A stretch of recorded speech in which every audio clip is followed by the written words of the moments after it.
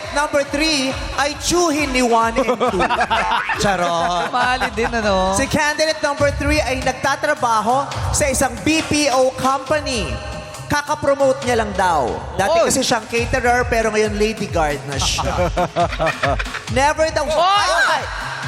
Are you okay? Okay, number 3. Smile pa rin siya, Grace, under pressure. Kayo. Never daw siyang na-late sa work. Kasi nga, work from home siya. Kaya Ladies and naman. gentlemen, here is the injured candidate number 3. What's up, madlang people?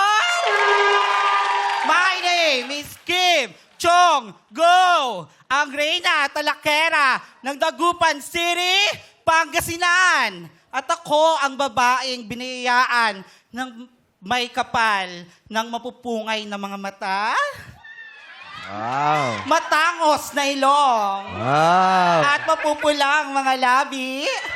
Pinagsama-sama, ayan, nag-away-away sila.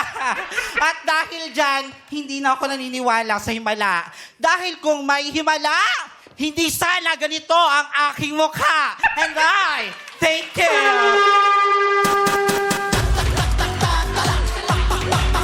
Candidates 1 to 3, AC, Sahaya, and Gil.